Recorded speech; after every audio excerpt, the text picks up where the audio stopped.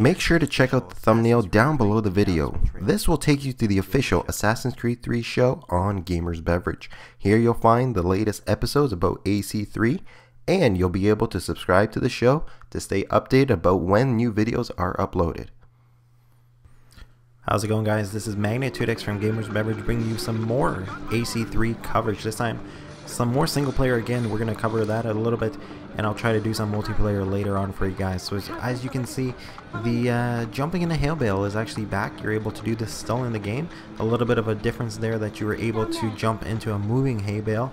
And the one thing that I actually noticed just now is that this there's a new way of that Connor is actually able to move around the vicinity. He's able to kind of hide around corners and wait for his enemies to show up, kind of like this, and he's able to grab them in. And the only game that kind of reminds me of this is Uncharted. It's like in a simpler manner that Uncharted was working, where you could hide behind a corner, wait for somebody to show up, and then you're able to just swoop around and take them out.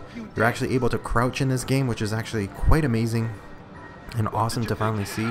And of course, there's the famous tree climbing mechanic. I had previously said that I almost look a little bit too linear in my eyes, but for what I can see here, if there is a tree in the game, I'm assuming you're going to be able to climb it. And there you guys can see the new rope dart that is available in the game. It's one of your new weapons that you'll be able to use in the game throughout. So it's a nice little addition to the game, and I'm hoping that you can move about on any tree in this game. You're able to jump from area to area. So in case I didn't say it again, this is actually the Boston gameplay. It was shown at a few areas, and this is actually being played on the Nintendo Wii U console. So a new piece of hardware. This is actually looking quite amazing, and I'm amazed at how how crisp it looks. It actually looks pretty much similar to the Brotherhood and Revelations graphics. So hopefully once the actual retail version of the game comes out, it'll be looking tip top and amazing. It'll definitely look something a lot better than what it does currently, at least on the current gen consoles. I want next gen, and I really hope that the PlayStation 3 the PlayStation 3 and Xbox or PlayStation 4 really bring it, or the Xbox 720 or whatever there's going to be. Another thing that you'll notice is that when you get into blend groups or hiding groups, you're no longer cast over with this kind of a shadow or glowing look that oftentimes happens in the previous Assassin's Creed games. And of course the action and the fighting in this game looks dramatically improved, very fluid, and it's almost as if you're just going from one animation to the other. There's no stop, no waiting for the enemy to go and attack you, no waiting for the enemy to make a move for you to block someone or something like that. It's very fluid. There's the dual pistols that you're able to just fire off simultaneously, and I'm assuming it's going to take a little bit of time for you to reload. That is why Connor here only used it twice, and then he was resorted to his tomahawk. And the tomahawk has been in every single trailer. They are really pushing the tomahawk in this game, and I'm assuming it's probably your main weapon. A nice little addition is the ability to actually run like super fast in this game. It seems like it's much quicker than the previous games. Like you're actually able to haul some ass in this game. You're running and you're going all over the place. So there's the quick little escapes, as you guys already know from the previous games. You're able to go through the buildings, but now the little addition here is that you're able to jump over furniture, jump over obstacles.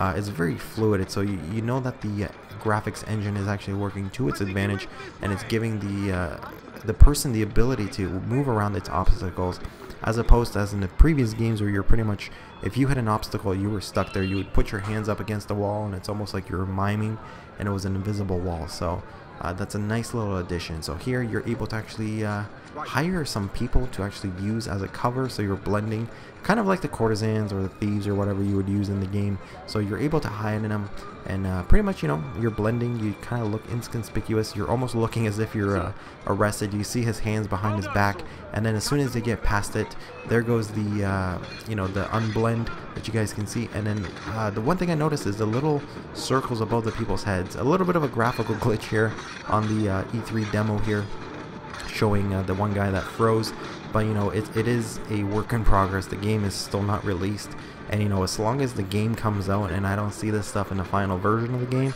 I'm totally fine with it. So the typical pulley system that you just throw yourself up, kind of as it was seen in the multiplayer and also in the single player games. And of course another new weapon here, the bow and arrow, which makes its debut in this game. I think it's, you know, used quite well. You're able to use it for hunting, you're able to use it to take people out, and of course here when you get past certain objects that you want to pick up, you can simply just press the prompt and you're able to pick up a weapon on the fly, no longer kind of hovering over a weapon on the ground waiting to pick it up or anything like that. It's very seamless, quick, and you're able to just pick up the weapon and run in for that kill or impale someone in the back or something like that. So also, if you look at the actual HUD system on the game, it is improved. You no longer have that HUD system covering. It's only 2 buttons, A and B, and I'm assuming everything else is just going to show up whenever you're able to use it.